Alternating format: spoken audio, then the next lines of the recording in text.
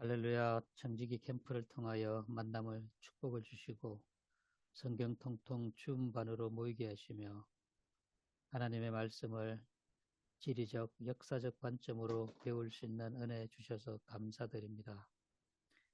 고대 이스라엘의 지리와 역사, 문화의 렌즈로 살아있는 말씀이 되어 거룩한 삶 살아가게 하옵소서. 인도하는 안경 목사님, 지치지 않게 붙들어 주시옵시고 함께하는 이 시간 집중할 수 있게 도와주시며 하나님의 은혜와 축복이 넘쳐나게 부어 주시옵소서. 아멘. 이 시간 온전히 주님께 의탁하오며 마라나타 영광 중에 다시 오실 우리 주 예수 그리스도 이름으로 기도합니다. 아멘. 아멘. 청지기에서 지난 토요일 날 역사와 지리로 보는 성경에 관해서 제가 정의를 이렇게 내렸습니다. 성경은 뉴스다, 이렇게 이제 정의를 내리고 이 부분에 대해서 뉴스라는 측면에서 그 강의를 드린 바가 있습니다. 놓쳤던 이해라고 하는 측면으로 지금 말씀을 드렸는데요. 무엇을 놓쳤느냐? 그 부분을 좀 말씀을 드렸습니다. 성경이라는 게 개념이 하나님의 말씀, 하늘의 말씀이 하늘에서 말씀하시고 만 것이 아니라 땅 위에 기록이 됐다라고 하는 것입니다. 하나님이 주어죠. 그래서 이 성경이라는 말을 헬라어로 보면은 이 유앙겔리온이라고 이야기하는데 우리는 이걸 종교적 용어로 복음 이렇게 이야기합니다. 이 말을 그 오늘날에 우리들이 쓰는 일상적 용어로 좀 바꿔볼 필요가 있거든요. 왜냐하면 헬라어로 되어 있는 이 유앙겔리온도 그 당시에 세상 사람들이 쓰는 일상적 단어였습니다. 그 유앙겔리온은 그 당시에 사람들은 어떻게 그 이해를 했느냐면 기쁜 소식이다, 복된 소식이다, 성전보다 공식 발표 뉴스다, 이렇게 이해를 한 겁니다. 우리는 지금 이 유앙겔리온이라는 단어를 좀 이렇게 거룩하게 표현을 자꾸 하려고 하잖아요.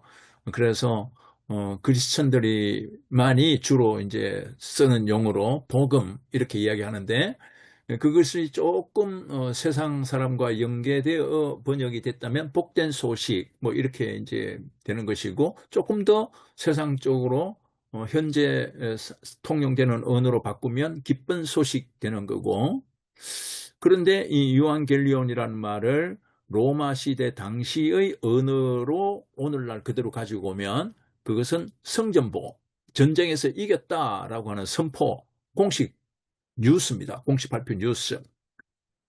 당시 유한겔리온은 그 로마 황제에 관한 뉴스예요.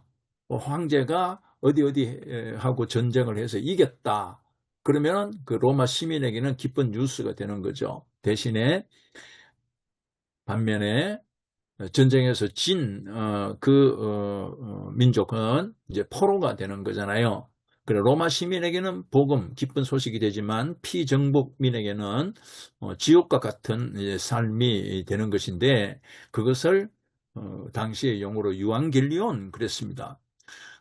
그리고 이 유앙겔리온을 이제 오늘날의 영어로는 굿 뉴스라 그러잖아요. 뉴스다라고 이야기하는.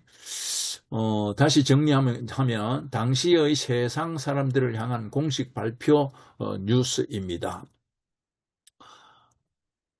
그런데 오늘 우리가 한글로 번역되어 있는 복음 이것은 삶에 관한 이야기가 아니라 영적인 것으로 이렇게 시키려는 경향이 있지 않습니까? 영과 육이 분리되어 있다. 이렇게 은연중에 생각하는 경향이 많아요. 그래서 뭐 영적 성장을 위한 또 영혼이 뭐 이런 이야기를 많이 하지 않습니까? 그러나 우리가 요한 3서에서 보듯이 영혼과 우리의 일상은 붙어 있는 것입니다. 내 영혼이 잘된과 같이 내가 범사에 이렇게 연결하잖아요. 그 말은 곧 영혼은 우리의 육체와 연결되어 있는 것이고 그것은 바로 우리의 삶이다라고 하는 말로 이제 번역돼야 됩니다.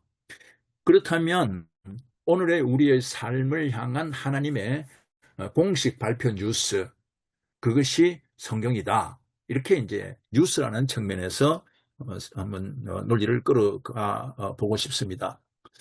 성경이 뉴스가 되려면은 반드시 실제로 사건이 있어야 되는 겁니다. 팩트가 있어야 되는 거예요. 뉴스의 가장 중요한 조건은 어디선가 실제로 일어난 사건이다라고 하는 사실성입니다. 복음은 이렇게 살아라 저렇게 살면 안 된다라고 하는 교훈집이 아니에요. 우리는 간혹 사도 바울의 서신서 같은 것을 읽을 때에 교회 공동체가 이렇게 살아야 된다, 저렇게 살아야 된다라고 하는 기독교 윤리를 이제 그 설교를 들으면서 교훈집처럼 이렇게 이해하는 경향이 없지 않아 있거든요. 그런데 사도 바울이 이것을 이야기한 것을 교훈집으로 우리가 아는 것은 극히 잘못된 일입니다. 사도 바울은 그 산 현장에 있었던 사람이에요. 그래서 교훈집이 아니라 이 일이 실제로 일어났다라고 하는 그런 선언을 이야기하는데 사도 바울의 대체적인 그 초점은 예수 그리스도의 십자가상의 죽으심과 부활하심이잖아요. 그 일이 실제로 일어났다라고 하는 선언입니다. 그런 측면에서 보면 서신서까지도 사실 성경의 기사, 뉴스, 이 역사 여기 위에 서 있는 것이 명백합니다. 성경이 기사다라고 하는 말, 이 말은 성경은 뉴스다라고 하는 말을 하고 같지요. 그리고 그 뉴스가 쌓이면 바로 역사이지 않습니까? 여러분들은 성경이 역사다라고 하는 말을 많이 들었을 거예요. 우리도 실제로 성경을 구분할 때에 역사서를 구분합니다. 그런데 이 역사서는 오늘 우리들의 논지로 본다면 이건 뉴스예요. 그러니까 하나님께서 하신 일입니다. 그리고 그 위에 역사서 위에 예언서와 시가서와 신약의 서신서, 계시록 같은 묵시서가 모두 그 위에 서 있다라고 하는 점을 강조합니다. 성경은 뉴스로 읽으면 뭐가 달라지느냐? 지혜를 얻는 게 아니고요. 우리는 그 사건 현장 한복판에 서게 된다. 이 점이 매우 중요합니다.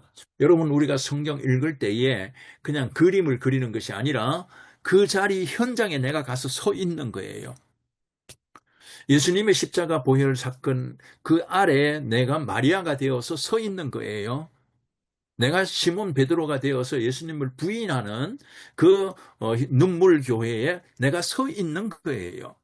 그래서 성경을 뉴스로 읽으면 그 사건 한복판에 서게 되는 것입니다. 이런 이야기를 잠깐 할게요. 연세대학교 앞에서 예전에 데모가 벌어졌을 때 그렇게 해서 이한열 군이 이렇게 죽고 그랬잖아요. 그것을 전해 들은 사람과 그 현장에서 이한열 군이 쓰러져서 이렇게 넘어져 있는 것을 목도한 사람과 어떤 차이가 있게 될까요? 사건에 대한 맥락과 사건에 대한 인식의 폭이 완전히 다릅니다. 어떤 사람은 전에 들었으니까 그럴 거야 라고 이렇게 이야기하는 거지만 그것을 직접 목도한 사건 한복판에 서 있는 사람은 그 사실에 대한 의미가 자기의 삶의 전체를 결정하는 거죠. 이게 성경을 읽을 때 우리가 어떤 성경을 읽고 내가 완전히 바뀌었다라고 이야기를 하는 상황이 되는 것입니다. 성경 읽을 때에 그 성경의 사건 한복판에 서게 된 사람들이 그런 은혜를 받게 되는 것입니다. 우리도 이제 성경 읽을 때에 이러한 은혜를 사모하면서 사건의 한복판에 서 있는 그런 자로서 성경을 읽으시기를 바랍니다. 그러면 우리는 어떤 이제 그 사건 현장에 있게 되면 어떤 상황이 되느냐면 예수님의 십자가와 부활도 신화적인 상징이 아니라 그 당시의 시대 상황인 로마 통치 아래에 예루살렘이라고 하는 실제 도시에서 특정 총독 빌라도 시대 때 일어난 역사 사건으로 이해가 되는 것이지요. 그래서 역사를 모르면 복음은 앞장에서도 이야기했지만 교훈이 되고 지혜에 불과하지만 역사를 알게 되면 이 복음은 사건이 되고 내가 목도하는 현장이 되는 것입니다. 믿음은 뭐냐? 성경에 기록되어 있는 그 하나님의 역사하심, 일하심에 내가 그곳 현장에 가 있는 것이 최고의 믿음의 지름길입니다. 두 번째, 뉴스는 어떤 특징이 있느냐면 언제가 매우 중요합니다. 이것이 우리가 성경의 역사를 공부하는 이유입니다. when, 언제. 그 언제는 성경의 역사를 배경으로 하고 있습니다. 성경은 신화집이나 철학서가 아닙니다. 시간, 역사죠. 공간, 지리죠. 그 속에서 일어난 하나님의 구원 역사의 기록이거든요. 그래서 반드시 언제를 기록하고 있습니다. 가우스 아구스토 때에, 헤롯 왕 때에, 이건 신약에 있는 이야기죠. 구레네 총독 때에. 그 다음에 구약에도 이제 뭐 남북 왕조 시절로 말하면은 유다 왕 누구일 때에, 또는 이스라엘 왕 누구일 때에, 그리고 선지서도 히스기 왕 때에 이렇게 정확하게 그 언제를 기록하고 있습니다. 이 시간 표시는 복음이 역사 시간표 안에 기록되어 있는 실제 뉴스 속보다. 역사 시간표 안에 복음이 기록되어 있다라고 하는 것을 우리에게 보여줍니다. 그래서 예수님의 탄생은 옛날 어느 때가 아니고 로마 제국의 인구조사 정책 때에 일어난 사건이다. 이러한 역사를 모르면 출애굽 사건은 단순한 민족의 탈출 이야기가 되고 포로 귀환은 바빌론으로 끌려갔던 이스라엘 민족이 다시 돌아왔네라고 하는 서사 정도가 됩니다. 그렇게 축소됩니다.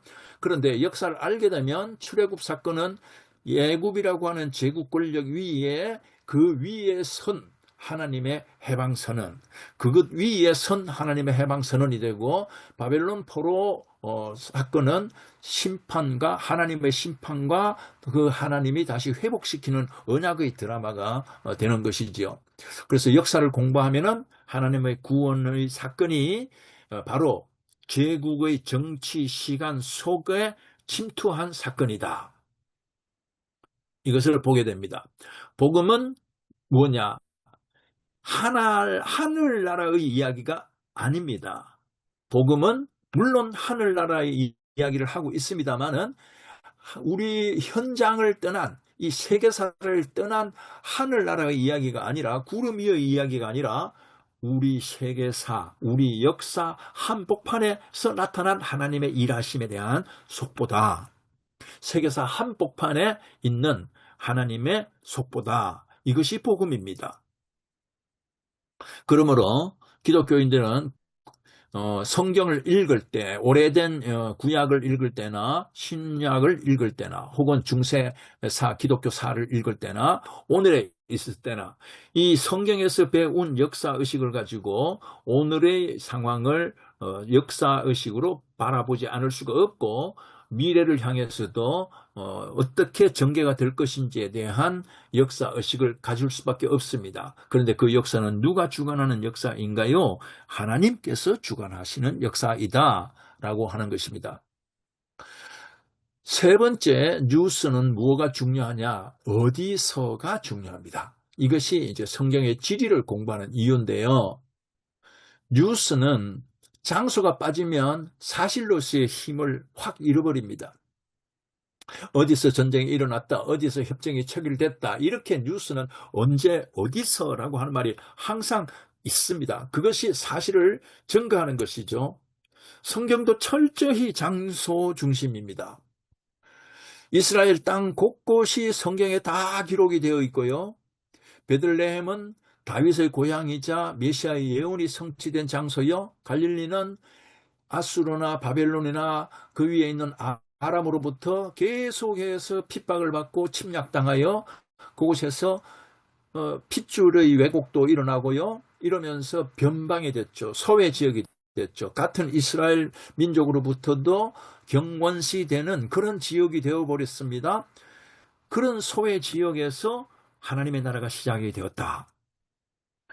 그리고 예루살렘은 아브라함으로부터 시작해서 예수 시대까지 내려오면서 모든 종교 권력끼리 충돌했을 뿐만 아니라 예수님과 종교 권력과 충돌하는 그런 충돌의 현장이었습니다. 그 다음에 이 이야기가 매우 중요하죠. 오늘의 시점에서 그러면 이 어디서를 어떻게 이해할 것이냐? 우리는 성경이 지도 위에 펼쳐지는 사건이다. 이렇게 이야기하면 어떨까 싶어요. 성경을 읽으면서 지금은 이제 이번부터 제가 더욱 강조하겠습니다만은 지도를 펴놓고 지도 위를 따라가며 일어나는 사건으로 우리는 확인할 수밖에 없습니다. 성경에서 그냥 지도 하나만 점만 꼭 찍어 놓는 것이 아니라 거기서 이런 일이 있었네 라고 이야기하는 것이 아니라 그 다음에 이야기로 넘어가는 그 지도의 선을 이어가면서 지도 위에 펼쳐지는 사건 이야기다. 저는 이 표현이 이번에 참 마음에 들어요. 그래서 여리고가 요단강 서쪽에 있죠. 그러면서 관문, 이스라엘로 올라가는 관문 도시죠. 갈릴리는 조금 전에 말씀드렸습니다. 예루살렘도 말씀드렸습니다. 사마리아는 역사적인 갈등의 지역입니다. 구약의 창세기로부터 시작해서 신약의 모든 기사들이 전부 성경의 지도 위에 펼쳐진 사건이다. 보이시는지 모르겠습니다만 이 이스라엘 입체 지도, 이 입체 지도가 지금 성경에서 일어난 사건의 80%를 이 안에 포함하고 있습니다. 그 뒤에 뒷부분에 있는 조금 더 넓게 이제 이 아라바 광야로 되어 있는 이 그 넓은 지역과 그 다음에 여기 예루살렘 중심, 이 예루살렘과 이스라엘 그리고 아라바 광야까지를 포함하는 이 지역에서 성경의 이야기가 80% 내지 85%가 다 여기에서 기록되었습니다. 그러므로 우리가 오늘날 이 사건들을 찾아가려면 우리는 이 지도 위를 펼쳐놓고 지도 위를 따라가면서 성경의 사건을 공부하면 훨씬 그 현장에 가까이 다가서는 것이 되지 않겠습니까? 지리를 모르면 어떤 상황이 벌어지느냐? 예수님이 왜 갈릴리에서 사역을 했는지, 왜 사마리아 여인을 만난 사건이 그렇게 충격적이었는지 그 깊이가 보이지 않게 됩니다. 그런데 진리를 알면은 성경의 모든 뉴스 하나하나의 장면이 살아서 움직이게 되고 살아있는 말씀이 됩니다. 실질적으로 산상수훈은 경사진 언덕 위에 군중 설교가 되었고 내가 그 군중이 되어 그 자리에 앉아 있는 모습으로 우리가 산상수훈을 읽을 수가 있습니다.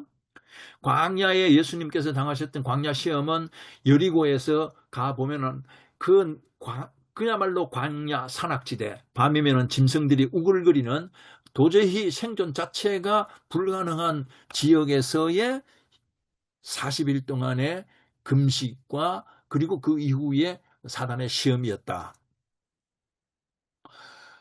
진리를 알게 되면 말씀이 칼라 장면으로 바뀌면서 훨씬 더 이해의 폭이 커진다.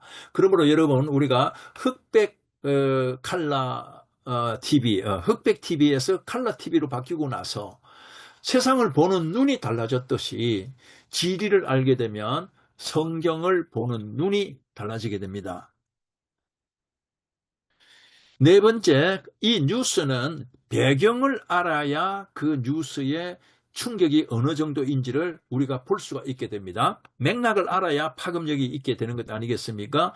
하나님 나라가 가까이 왔다라고 이야기하는 이 예수님의 선포는 로마 황제를 주로 부르시던 주인으로 부르던 시대 속에서 아니야 하나님이 통치하는 거야 이렇게 하는 뉴스거든요.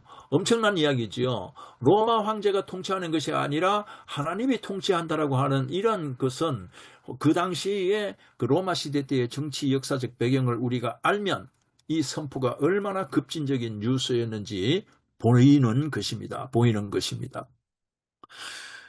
그러므로 복음은 조용한 개인적인 명상이나 어떤 위로에 필요한 그런 소식으로 치부할 게 아닙니다. 복음은 세상의 통치 질서를 뒤흔들어 버리는 헤드라인이고 지금도 하나님께서 세상의 역사를 만들어가고 있다라고 하는 믿음을 우리에게 확실하게 보여줄 수 있는 사실이다. 그러한 사실로부터 오늘의 세상도 하나님께서 만들어 간다라고 하는 믿음을 우리가 갖게 되는 것입니다. 뉴스는 전파되는 속성, 특징이 있습니다. 한 지역에 머무르지 않고 퍼져나갑니다.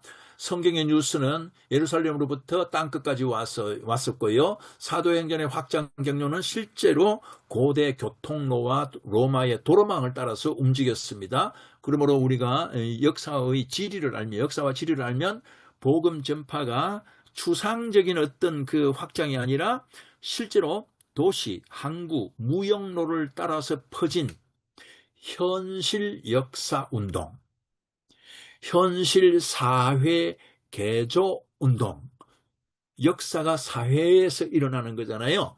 현실 역사 운동으로 보게 되는 것입니다. 복음은 지도 위를 달린 뉴스다. 뉴스는 오늘 나와 관련성이 있어야 완성이 됩니다. 뉴스가 되는 이유가 뭡니까?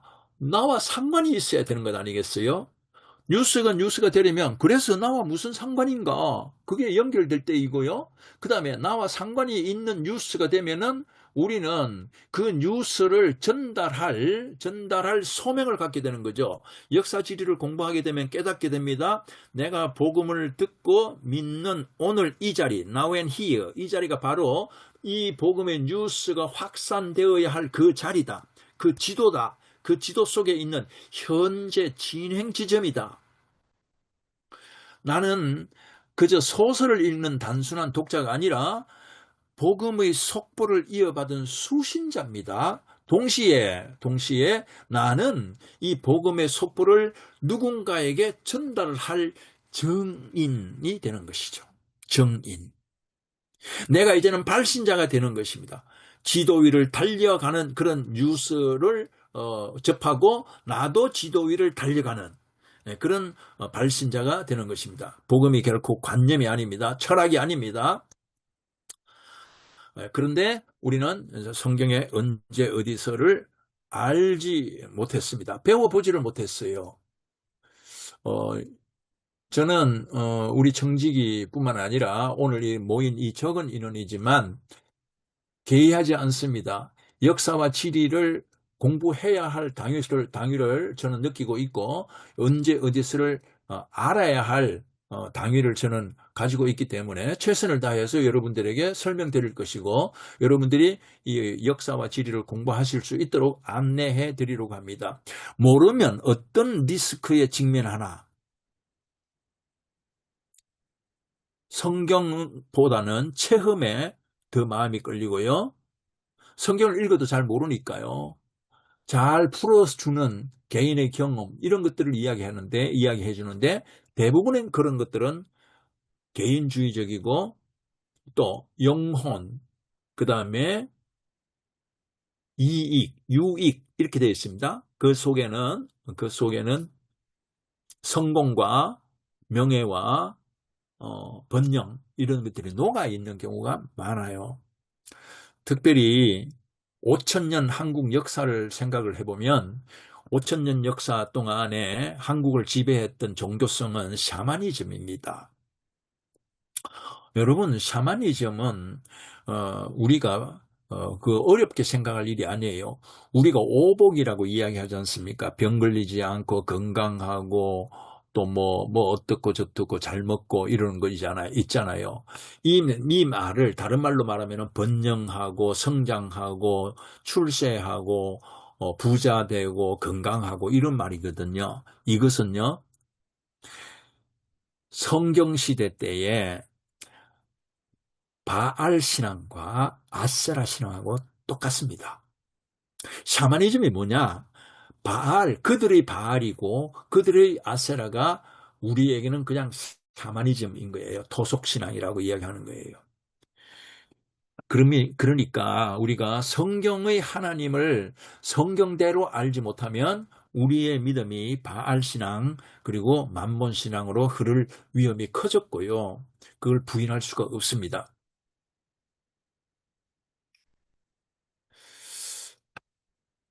구약은 하나님의 뜻이 이루어지는 나라라고 이야기합니다. 아브라함은 이스라엘의 시조이면서 열국, 하나님 나라의 아비죠. 모세는 율법을 받음으로써 하나님의 다스림, 주권, 하나님의 다스림에 관하여 말씀했습니다. 그리고 다윗은 하나님의 마음에 합한다라고 이야기했습니다. 그래서 구약은 하나님의 뜻이 이루어지는 나라에 관하여 이야기했습니다. 예수님은 신약에서 하나님 나라가 왔다고 마가복음 1장 15절에 말하고 있습니다. 때가 찼고 하나님 나라가 가까이 왔으니 회개하고 복음을 믿으라 라고 이야기했죠. 그리고 예수님께서는 또 부활 후에 40일 동안 제자들과 함께 있으시면서 집중적으로 하나님 나라를 가르쳤다라고 사도행전에 기록하고 있습니다. 이후에 사도 바울도 모든 가르침이 하나님 나라다라고 사도행전 28장에 정리하고 있습니다. 요한계시록을 쓴 사도 요한은 요한복음을 쓰면서 요한복음과 요한 1, 2, 3, 4 다 쓰면서 거기서는 완전히 이루어지는 하나님 나라를 계시를 받았습니다. 요한계시록. 그렇게 해서 모든 성경이 구약에서부터 신약에 이르기까지 전부 하나님 나라를 다 가르치고 있는데 그 하나님 나라의 대표적인 기둥이 두 가지가 있습니다. 바로 공의와 정의입니다. 또 은혜와 사랑입니다. 공의, 정의 이 단어에 대해서는 얼마든지 강의를 할 수가 몇 시간 동안 해도 되는데요. 공의는 우리가 아는 일반적인 이런 공의가 아니고요. 하나님의 사랑이 헤세드라고 그러죠. 하나님의 사랑이 충만한 그 공의, 그러면서 옳은 것, 그것이 공의죠. 즉, 이 공의와 정의가 하나님 나라의 두 기둥이고 하나님의 나라를 사는 우리들의 삶의 지표가 되어야 되는 것입니다. 우리는 성경을 읽으면서 유한한 시간 속에 내가 무한한 영혼을 산다라고 하는 생각을 해야 됩니다. 요한복음은 우리에게 영생에 관하여 많이 말씀하고 있는데요. 그 영생을 요한복음의 다른 표현으로는 생수, 기쁨, 감사, 즐거움 이런 식으로 표현하고 있습니다. 하나님의 뜻이 반영된 삶은 기쁘고 즐겁고 감사하고 의미가 있고 보람이 있는, 그래서 영원한 생명을 산다라고 이야기하는 거죠. 거룩한 삶을 산다라고 이야기하는 거죠. 우리는 유한한 삶입니다. 하나님의 삶을 하나님의 뜻을 살아가는 그 삶은 영원토록 지속이 될 거 아니겠습니까? 우리는 그 하나님 나라의 이 시간에 이 장소에 어떤 장소에서의 한 퍼즐로 살아가는 것입니다. 예수 그리스도로 인해서 이미 승리했지만 재림 때까지는 아직 오지 않은, 완전히 이루지 못한 하나님 나라를 오늘 살고 있는 것입니다.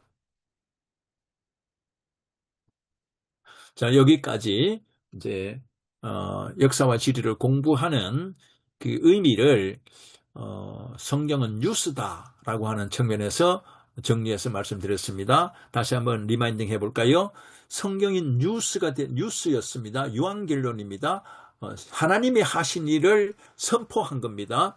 기쁜 소식입니다. 그러려면 성경은 어떤 내용이어야 하느냐 하면 어떤 상상이나 교훈집이 아니라 사실이어야 한다. 그리고 그것이 사실로서의 뉴스를 가지려면 언제를 알아야 한다. 또 어디서를 알아야 한다. 그리고 그 뉴스의 맥락을 알아야 한다. 그 배경을 알아야 한다. 그리고 그 뉴스는 나와 연관이 있어야 된다. 그리고 나는 그 뉴스와 연관이 있는 나는 그 뉴스를 다른 이에게 전달해야 하는 정언자이다. 정언자이다. 이런 요점을 정리를 하면서 성경은 뉴스다. 이런 관념으로, 이런 개념으로 성경을 읽으시기를 바라는 것입니다. 여기까지 하고 잠시 쉬도록 하겠습니다. 고맙습니다.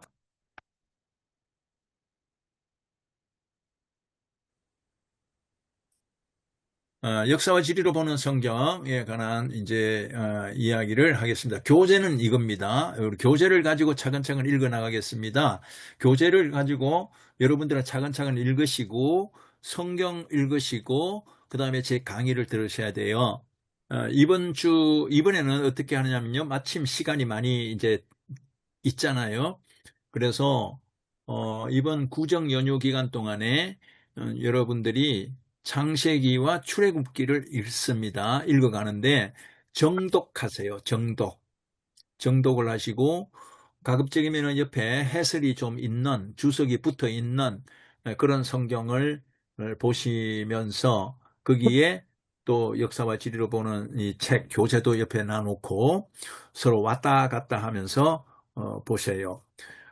그리고 성경을 저는 권합니다. 따로 만약에 여유가 있으면 Q&A라고 하는 성경을 보시면 크게 도움이 됩니다. 이게 그 기억이 날똥말똥하는 것들도 계속해서 8,000가지의 질문을 하고 답을 하고 이런 과정을 우리가 다 읽어가면 훨씬 그 개역개정판 읽으면서 문장의 구성 순서가 우리하고 달라서 잘 이해가 안 되는 것들이 이제 잘 이해되도록 그렇게 구성이 되어 있어서 저는 크게 도움을 받습니다. 이 교재 역사와 지리로 보는 성경 이제 이번에는 구약을 합니다. 요거는 입체 지도고요. 아까 보여드렸죠. 요 입체 지도인데 요것은 제가 우편으로 이렇게 보내드리도록 할게요. 입체 지도를 보면 높은 산이 있고, 그렇죠? 그렇죠. 여기에 산이 있고, 그 다음에 골짜기가 있고, 이렇게 농사를 지을 수 있는 지역이 파랗게 되어 있는 지역이 있고, 누렇게 되어 있는 지역이 있고, 아예 이렇게 검게 되어 있는 이런 지역이 있습니다. 이 지역들에 대한 특징이 이스라엘을 공부하면서 우리가 이제 알게 되는 것입니다. 여러분들이 구약을 공부할 때, 특히 이제 역사를 공부하게 될 때 이런 과정을 보게 되는데요. 중요한 용어가 있습니다. 이걸 텔이라고 그럽니다. 이렇게 역사가 한 켜로 쌓여져 있는 현장. 예. 이게 텔입니다. 그래서 이스라엘에 우리가 잘 아는 뭐 세겜 땅이라든지 예루살렘, 그다음에 또 뭐 베들레헴, 뭐 여리고 어디를 가도 다 텔이라고 하는 말을 씁니다. 텔. 그다음 또 하나의 단어를 알아야 되는데요.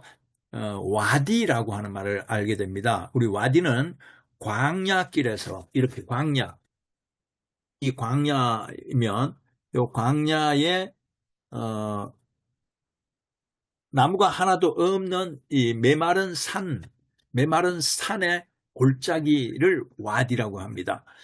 그 비가 오지 않으니까 그곳은 나무들이 없지요. 그러다가 어쩌다가 비가 한번 오게 되면 이렇게 깊은 골짜기로 물이 바로 떨어지는 거죠. 아주 깊은 골짜기를 상상하시면 됩니다. 마치 그 설악산에 나무가 하나도 없고 바위와 돌로만 되어 있는 흙으로만 되어 있는 그런 모습을 상상하시면 됩니다. 그것을 우리는 와디라고 이렇게 부릅니다. 이것은 등잔이죠.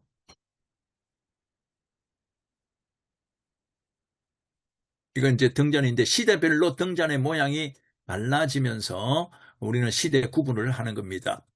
이렇게 해서 이 역사가 켜켜이 쌓여져 있는 부분들을 고대 성경 고고학자들이 다 밝혀내고 있습니다.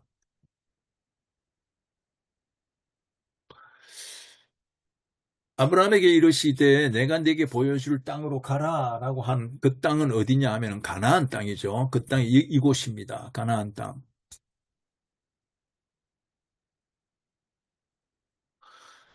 이 가나안 땅이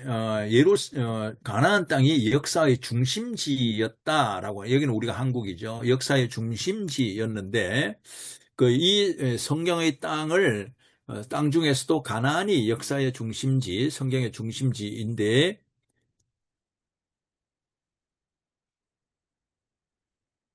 그곳에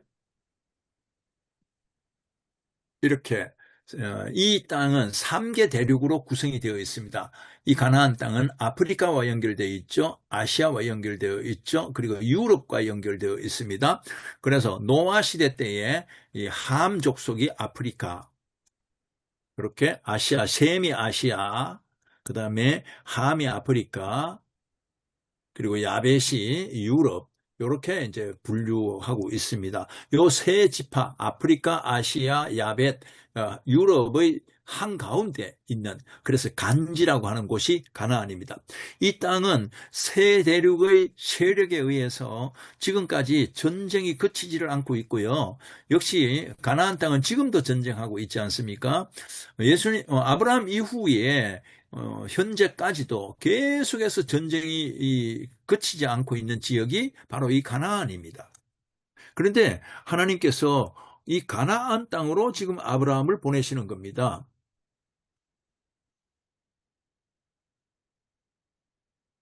다시 한번 정리해 보겠습니다. 이 가나안 땅은 어떤 땅이냐?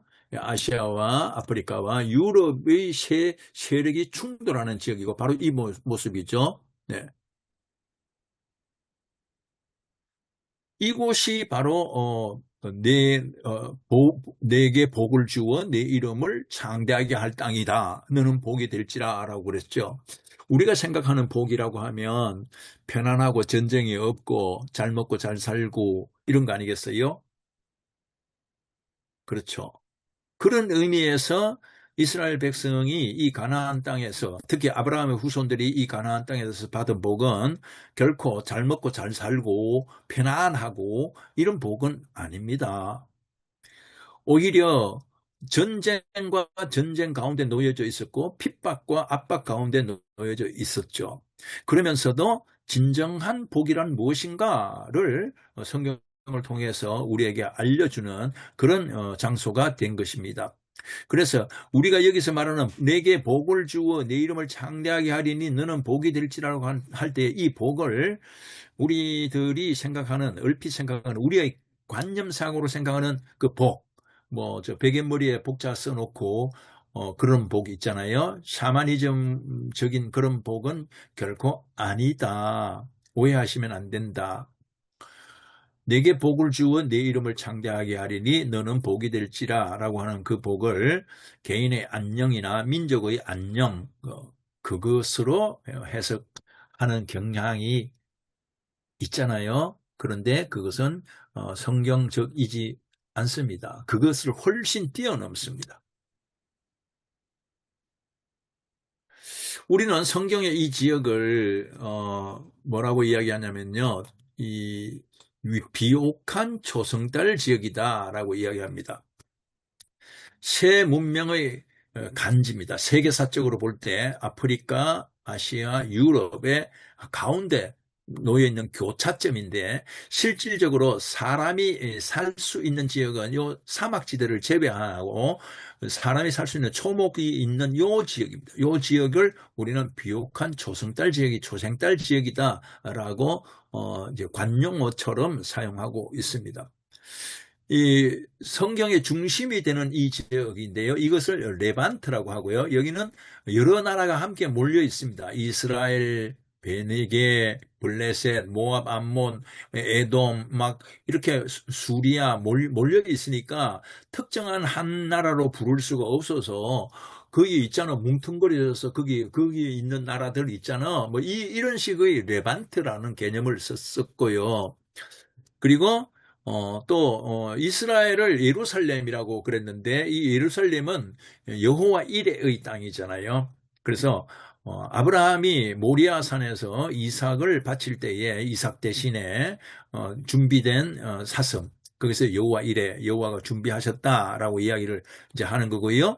그 여호와 이레의 땅 예루살렘에서 모리아산 말하는 거죠. 그곳에서 십자가상에 돌아가시는 예수 그리스도의 십자가와 부활이 또 여호와 일에 준비되었다, 이렇게 보는 것입니다. 모든 대륙의 강대 세력들이 새 문명 속에서 가장 이 땅에 일어날 중요한 일, 복음을 완성하고 복음을 전파하는 일을 위한 도구로 사용이 되었다라고 하는 것입니다. 참 재미있죠. 하나님의 역사 가운데서는 이들은 각자 자기의 왕국을 세우고 제국을 세우기 위해서 강대 세력들이 애를 썼지만, 하나님의 역사 가운데서는 그들은 가장 중요한 복음을 완성하고 전파하는 도구로만 사용이 되었다. 우리가 세상의 눈으로 보면, 그래서 이 나일강 지역에 있는 메소포타미아 문명, 그리스 로마 문명, 이런 세 가지 문명이 부딪혔는데, 세상의 눈으로 보면 이 세 문명 중에 이 세력들이 엄청나게 압박을 하면서 이 압박과 핍박 가운데에 살았습니다. 특히 이 예루살렘이, 이스라엘이 그랬습니다. 노예와 식민지, 포로, 전쟁, 뭐 진멸, 뭐 이런 대상이 되었죠. 그러나 그곳이 믿음의 눈으로 본 때는 세상을 살리는 복음의 중심지로 만들어져 가는 과정이었다라고 봅니다. 하나님은 이 새 문명의 중심인 예루살렘에서, 이곳에서 세력이 부딪히는 이곳, 전쟁이 끊이지 않고 멸시와 모든 세상적인 그 간사함과 흉악한 괴교가 끊어지지 않는 그런 강함이 이기는 그런 정치가 끊어지지 않는 힘이 우세하다. 힘센 자가 우세하다. 강자가 약자를 먹는다라고 하는 이런 장글과 같은 그런 지역에서 오히려 믿음의 사람들을 훈련을 시키고 거기에 성령을 부어서 세계로 파송을 시키는 이런 일을 하나님께서 하셨습니다.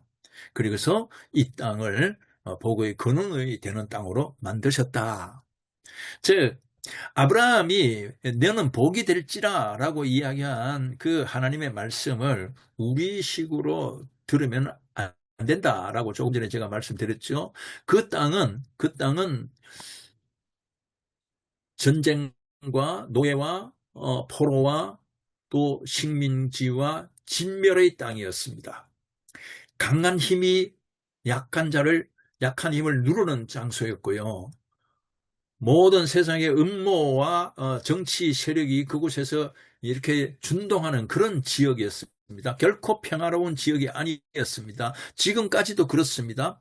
그런데 그 지역에서 하나님은 그것을 넘어선 믿음의 사람들을 훈련을 시키고 그들에게 성령을 부어서 세계로 그들을 통하여 복음을 전파함으로 이 땅이 복의 근원이 되는 땅으로 만들어졌다라고 하는 점을 우리는 기억을 하셔야 될 것 같습니다. 지도를 보겠습니다.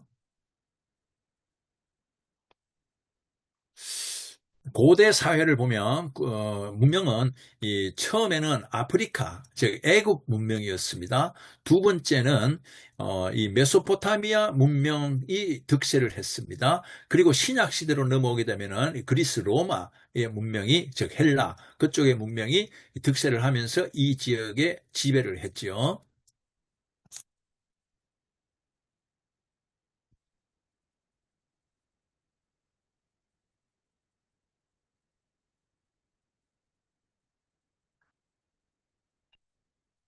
제가 다른 걸 잠깐 옆에 좀 태그가 돼가지고 넘어가 버렸었는데, 네, 됐습니다.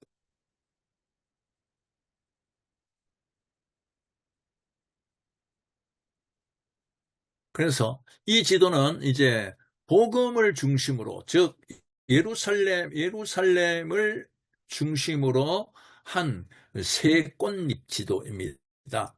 가나안 땅은 세계의 대륙을 연결하는 중심점에 있다라고 하는 것이 그죠. 세상 사람들의 눈으로는 다시 정리하면 각 세력이 부딪히는 곳에서 피압박 민족, 지배를 당하고 진멸당하는 그런 곳이었지만 하나님은 이 땅을 그것을 뛰어넘는 복의 근원으로 만드셨다.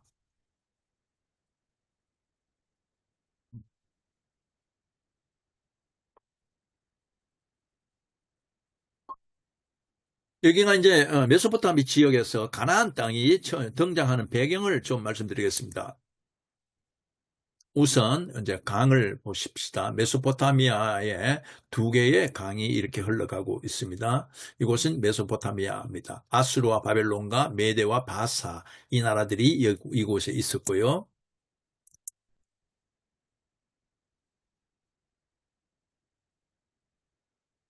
그리고 가나안 땅, 여기서는 이스라엘이 있고요. 네, 베니게, 유다, 블레셋, 그리고 수리아, 암몬, 모압, 에돔이 있고 남쪽에 애굽이 있습니다.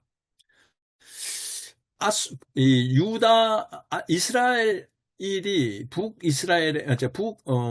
이스라엘은 아수르에 잡혀가서 이 지역에 머물렀습니다.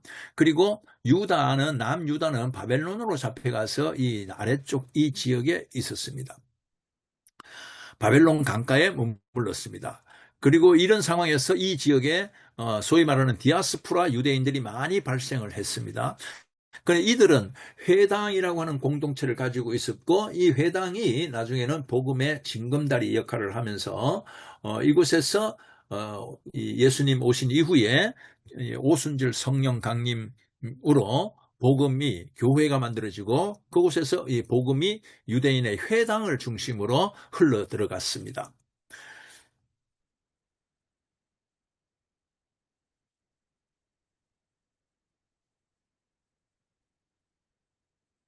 잠깐 남쪽, 그 당시 그 고대 사회에 가장 영향력을 크게 미치고 있었던 애굽을 잠깐 보도록 하겠습니다. 애굽은요, 사막 한가운데로 가운데로 나일강이 있습니다. 이곳은 비가 오지 않는 지역이지요. 나일강이 범람하면 농사를 지을 수 있고요. 농사가 풍요롭게 됩니다. 로마 시대 때는 식량의 70%를 이 애굽에서 되었습니다. 특히 삼각주, 고센 지방을 중심으로 하는 삼각주 지역에서 농사를 많이 지었습니다. 그러나 나머지는 전부 다 사막입니다. 그리고 바다입니다. 그래서 이 애굽은 외적의 침입이 어려워서요. 통일 왕국이 계속해서 지속이 되었고 현재까지도 그 당시까지 문화재 파괴가 없었습니다. 비가 오지 않고 건조한 사막이기 때문에 장마나 홍수도 없었습니다. 그래서 4,000년 전, 5,000년 전의 유물이 지금도 남아 있습니다. 이집트를 하 이집트, 상 이집트 이렇게 구분하고요.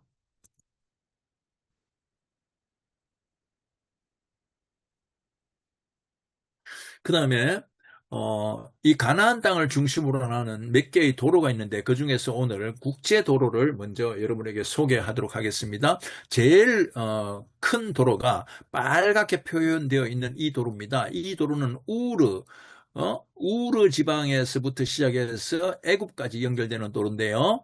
이 도로를 우리는 국제 도로라고 이야기하고 해변길이다라고 이야기합니다. 해변길. 그 다음에 여기 노랗게 표시되어 있는 이 지역 있잖아요. 여기서부터를 우리는 수리아에부터 시작해서 이곳까지를 우리는 왕의 대로라고 이야기하면서 요단 동쪽에 있습니다. 지금의 요르단 쪽에 있는 것이고요. 이스라엘이 출애굽할 때에 이 사막을 지나서 요르단 길을 이용을 하면서 이때 이 왕의 길을 잠시 사용을 했습니다. 다음에 또 이제 신약 시대로 넘어와서 로마 시대로 오게 되면요. 먼저 아삐아 길을 먼저 소개합니다. 여기 아삐아는 여기 있는 이곳 이탈리아에서 아삐오 길이라고 해서 로마까지 가는 이곳이 아삐아 길입니다. 나중에 우리가 사도행전을 공부할 때 이 길의 현재의 모습을 보게 될 것이고요. 다음에 여기는 에그나티아 길, 에그나티아 길이라고 해서요. 그리스 마게도니아에 위치하는 길이고요. 세바스티아 길이 중간에 이렇게 있습니다. 지도상에서는 안 보이죠? 세바스티아 길이 이렇게 있습니다. 나중에 자세하게 공부할 것입니다.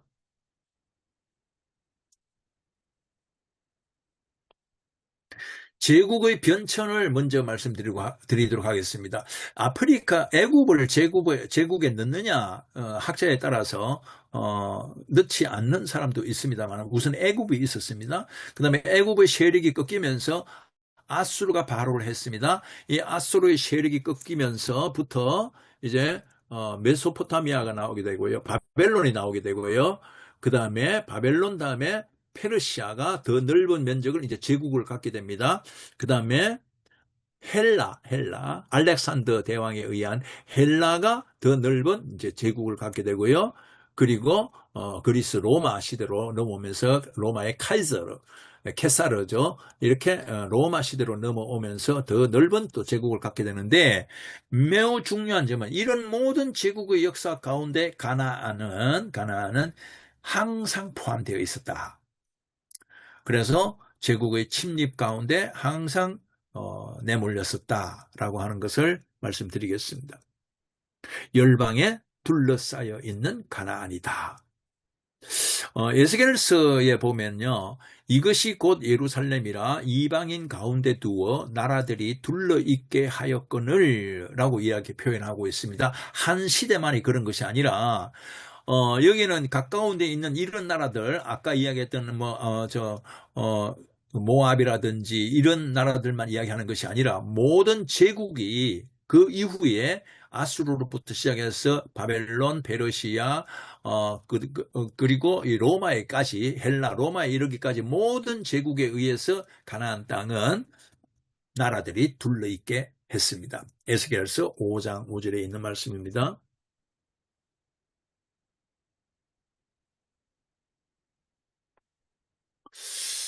여기서 이제 우리는 그 세계사와 그리고 역사를 좀 연계한 성경의 역사를 연계한 부분을 잠깐 볼 필요가 있는데요. 교재에 있겠습니다. 교재 33쪽에 나옵니다만은 우선 창세기 때는 중기 청동기 시대입니다. 그리고 출애굽 여호와는 후기 청동기, 그리고 사사시대 때는 철기입니다. 철기. 오래됐죠? 네. BC 1500년에서 1200년 이렇게 쭉 나왔습니다. 다음에 이제 왕국 시대가 오게 되는데요. 사울 왕으로부터 시작해가지고 남유다 멸망까지 이제 오는 것을 왕국 시대라 그러거든요. 그래서 그 중에 사울 왕 다음에 다윗이 예루살렘을 점령을 하면서 이제는 예루살렘뿐만 아니라 이스라엘의 영토를 역사상 가장 많이 갖게 되는 다윗 왕이 있게 되고요. 다음에 솔로몬 이후에 바로 유다와 이스라엘이 분열되죠. 그리고 북이스라엘은 BC 722년에 아수르에 의해서 멸망당하게 되고요. 남유다는 바벨론에 의해서 BC 586년에 멸망하면서 솔로몬에 의해서 세워졌던 성전이 바로 이렇게 파괴가 됩니다. 이제는 다음 시대는 페르시아 시대인데, 이때의 성경은 에스더와 말라기, 에스더부터 말라기까지가 이 페르시아 시대에 쓰여졌습니다. 페르시아 지배하에서 에스더에서부터 말라기까지가 있죠. 다니엘서 이런 것들이 다 이때입니다. 그 이후부터는 중간기입니다. 이제 바벨론 죄송합니다. 바벨론 포로 그 다음에 제2성전을 봉헌하죠. 느헤미야에 의해서 학계 이런 선지자들에 의해서 이렇게 제2성전이 봉헌이 되고, 느헤미야에 의해서 예루살렘 성벽이 완성이 되는 것이 BC 445년까지고요. 그 다음 헬라 시대로 들어오면서 이제는 성경에 여기까지 말라기가 끝나고 헬라 시대로부터 시작해서 이후에 로마 시대 신약까지는 하나님의 말씀이 없는 중간기다라고 하는데, 이때에 이미 하나님은 아무런 말씀이 없는 암흑의 시대가 아니라 하나님께서는 역사를 진행을 시킵니다. 그래서 알렉산더가 페르시아를 정복함으로써 헬라가 만들어졌고요. 페르시아가 무너지고 헬라 시대가 되었고, 이 헬라 시대로부터 시작해서 우리는 헬라어로 번역이 되는 이 헬라어 번역 성경을 갖게 되는 시작이 되었습니다. 그 다음 이스라엘의 역사 가운데에서 다윗 왕 때 한 번, 그리고 지금 이야기하는 마카비 때 한 번 이스라엘 그 지역을 이제 통일한 시점이거든요. 마카비 왕조가 있고요. 그 다음에는 또 언제 통일을 하고 있느냐? 지금 1945년 이후인 지금입니다. 그러니까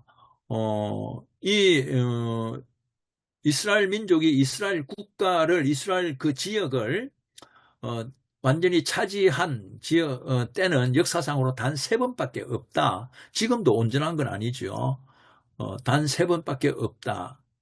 그렇게 정리할 수가 있는데, 한 번은 다윗 왕 때. 지금 이스라엘 국기가 보면은 경계가 2개가 있고요. 위쪽 경계, 아래쪽 경계가 있고, 가운데 다윗 별이 있잖아요. 그때를 지금 이렇게 생각하고 그때를 원하는 거예요. 이 다윗 별 위에 있는 국기는 이스라엘의 그 북방 지역 경계선을 말하는 겁니다. 국경을 말하고, 아래에 있는 것은 남쪽 지역 국경을 말하는 거예요. 그리고 이제 그 시기를 지나서, 즉 하스모니아 시대를 지나서 이 중간기 2개를 나누거든요. 우리는 이제 예수님 시대로 넘어오게 됩니다. 로마 시대로 넘어오게 되는 거고요. 헤롯이 통치하고 예수님이 사역을 하게 되고, 그다음 우리는 이 마사다라고 하는 그 요새를 보지 않았습니까? 그곳에서 유대인의 대반란이, 로마에 대한 대반란이 일어나게 되고, 제2성전도 이제 파괴됩니다. 다음에 사도 요한이 AD 100년에 죽게 되는 것입니다. 그래서 우리는 창세기로부터 신약의 요한계시록까지를 이렇게 그 근동 세계사와 연계해서 짧게 살펴보았습니다.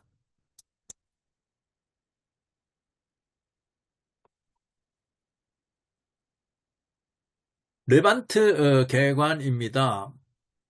성경학자들은 이 이스라엘을 지금 그 로마의 동쪽에 위치하는 여럿이 있는 땅, 이렇게 해서 이제 레반트라고 이야기하는데요. 가운데가 이스라엘입니다. 지역을 보십시다. 여기에 이스라엘이 있었고요.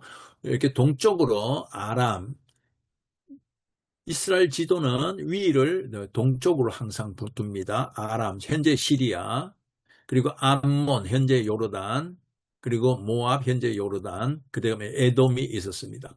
그리고 남쪽으로요, 서쪽으로, 이스라엘 서쪽으로 여기에 베니게가 있었고, 현재 레바논입니다. 그리고 블레셋, 현재 팔레스틴이 있고요. 이 광야 아래쪽으로, 이쪽으로 가면 이제 애굽이 있죠.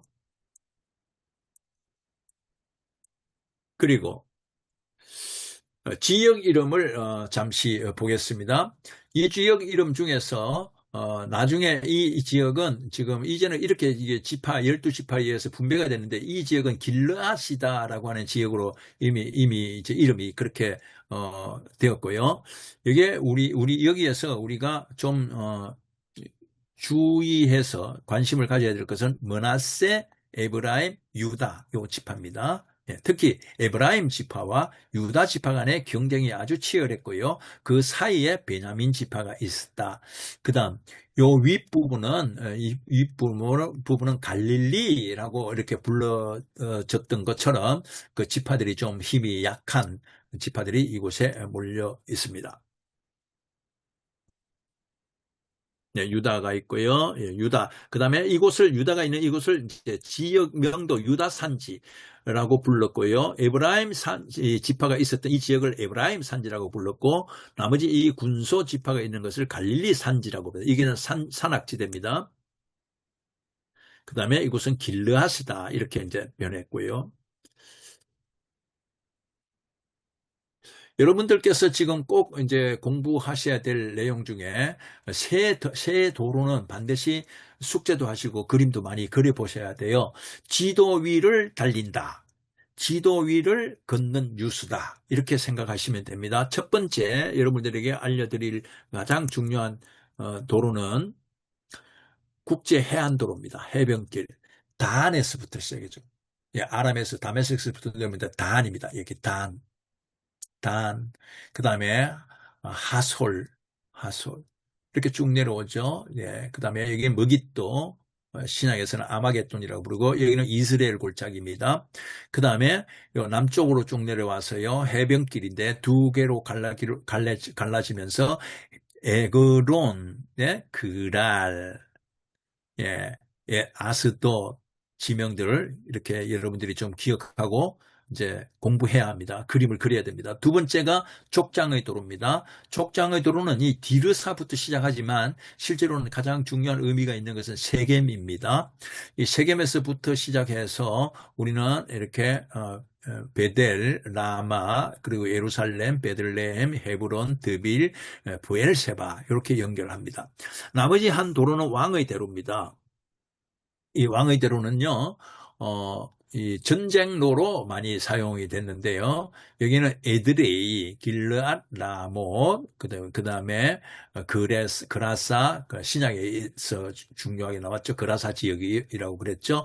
헤스본, 그러니까 여기 암몬, 헤스본, 아로엘, 길하라셋 이렇게 이제 길이 연결되는데 여러분들이 제가 책을 통해서 공부하겠습니다만은 지도상에 이 그림을 그리면서 도로를 그리면서 도로 위에 있는 도시의 이름을 몇 번씩 써보는 숙제를 꼭 하셔야 됩니다.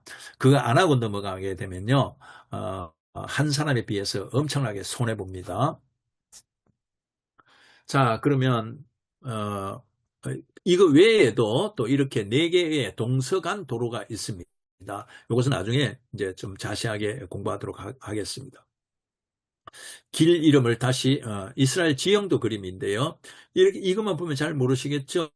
예, 중요한 모형 지형도입니다. 여기에 이렇게 왕의 대로입니다. 네, 여기에 족장의 도로입니다. 그 다음에 여기에 국제해안도, 해안길입니다.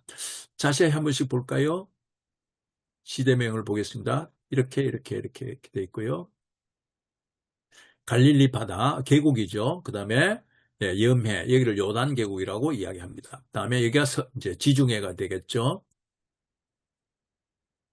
아람이라는 제국이 여기 있고요. 암몬 나라가 있고요. 모압이 있고 에돔이 있었습니다. 그다음에 베니게가 있었고요. 블레셋이 있었고요. 그다음에 여기는 바산들이죠. 길르앗이라고 그랬습니다. 요단 계곡이라고 했고요. 아라바 광야입니다. 정신이 없죠?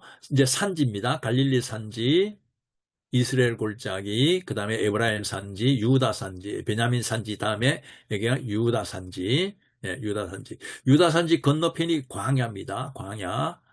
그리고 이곳에서 예수님께서 실험을 당하셨고요. 오른쪽에가 서쪽에가 셰펠라 평지라고 번역되어 있습니다만 골짜기라고 말하는 것이 맞습니다.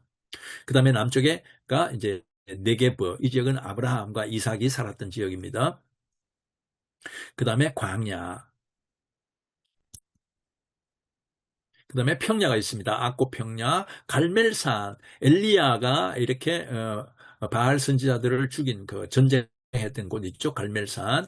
네. 그 다음에 사론 평야가 있고요.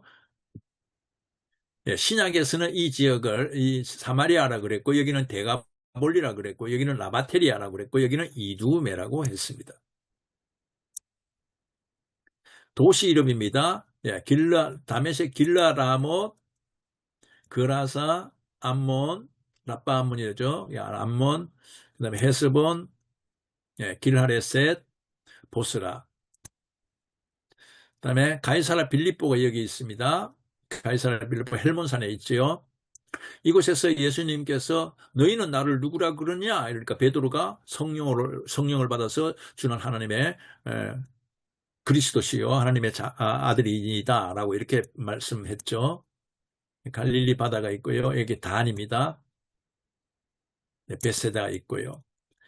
벳산은 사울의 시체가 달렸던 성벽이 있는 곳입니다. 네, 베다니, 이 베다니는 요단강에 있는 베다니예요. 여리고가 여기 있습니다. 그다음에 하솔, 이제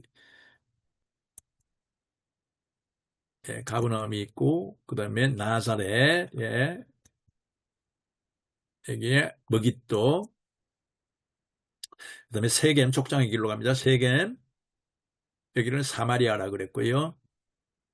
베델, 예루살렘, 베들레헴, 그 다음에 헤브론, 그 다음에 브엘세바, 이 족장의 길, 그리고 이 지역은 가데스바네아가 됩니다. 그 다음에 가이사라 빌립보, 예, 이게 새롭게 신약시대에 만들어진 거죠. 그래서 이위에 있는 가이사라와 이 가이사라가 서로 다릅니다. 이 가이사라. 소고가 오고요. 역사상에 아벡의 전투가 유명하죠. 아벡, 다윗과 이 아벡 많이 나오고, 욥바도 베드로가 욥바에서 환상을 봤습니다. 그 겟셀 전쟁을 했던 지역이죠. 가드, 예, 솔로몬이 가드 왕, 예, 다윗이 가드 왕이라고 이야기 들으셨죠? 기억나시죠? 여기는 그랄, 가사 지역, 삼손이 가사 지역까지 갔었죠. 그래서 이곳에서 눈이 빠졌나요? 가사에서? 예, 머리가 깎이고 그랬습니다. 예, 자, 정리가 되었습니다. 지도의 내용을 이제 여러분들이 공부하시고 이것은 억지로 공부하셔야 돼요. 억지로 써봐야 됩니다. 숙제하듯이. 예, 그렇게 하는 것이 필요합니다.